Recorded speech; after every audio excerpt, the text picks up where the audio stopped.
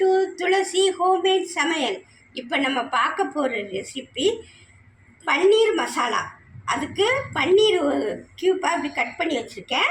ஒரு 2 வெங்காயம் நறுக்கி வச்சுருக்கேன். ஒரு தக்காளி நறுக்கி வச்சுருக்கேன். கொஞ்சம் கொத்தமல்லி. தாளிக்கிறதுக்கு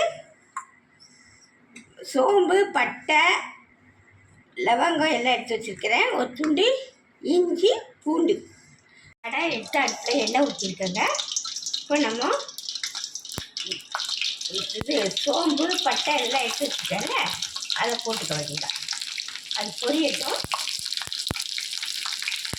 பொரிஞ்சிச்சு. இப்போ நம்ம வெங்காயத்தை வச்சு போட்டுக்கிறேன்.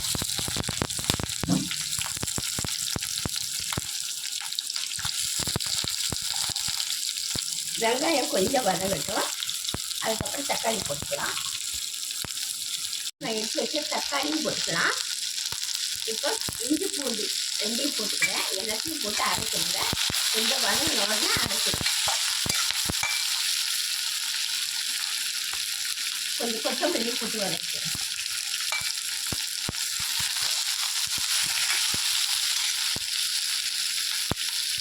பாருங்க, கொஞ்சம் வதங்கிட்டு இதை அப்படியே ஆஃப் பண்ணிவிட்டு ஆற வச்சு அரைக்கணுங்க. இந்த மாதிரி அரைச்சி எடுத்துகிட்டு வந்துட்டோம். இப்போ ஒரு கடாயில் எண்ணெய் ஊற்றி இந்த மராத்தி மூக்கு, கல்பாசி, துண்டு பட்டை, அன்னாச்சி பூ, கொஞ்சம் சோம்பு எல்லாம் போட்டு தாளிச்சிக்கணும்.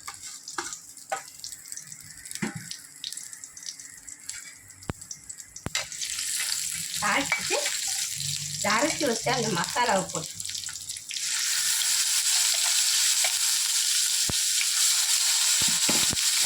மிக்ஸி கலந்து தண்ணியில் ஊற்றி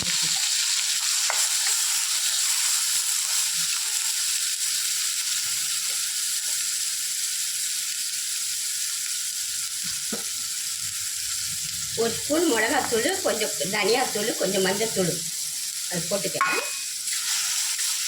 உங்கள் காரத்துக்கு தகுந்த மாதிரி நீங்கள் போட்டுக்கலாம். அவங்கவுங்க காரத்துக்கு தகுந்த மாதிரி. இப்போ இந்த மிக்ஸி அரைச்ச தண்ணி எனக்கு ஊற்றி நல்லா கொதிக்கணும். பச்சை வாசனைலாம் போட்டு கொஞ்சம் உப்பு போட்டுக்கிறேங்க. அதுக்கு தேவையான அளவு உப்பு போட்டுக்கிறேன்.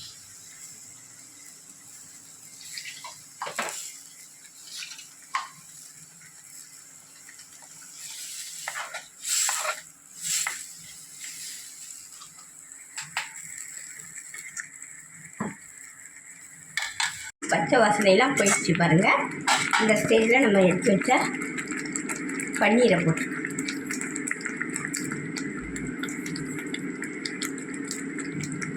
இப்போ கொஞ்சம் கொத்தமல்லி போட்டுக்கணும்.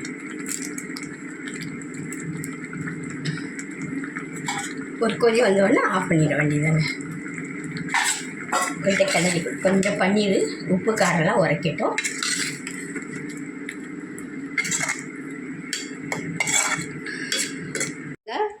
பன்னீர் மசாலா ரெடி ஆயிடுச்சுங்க.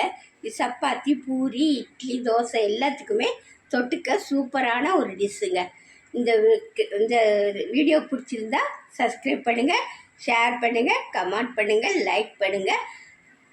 அடுத்த ரெசிபியோடு சந்திக்கின்றேன். நன்றி, வணக்கம்.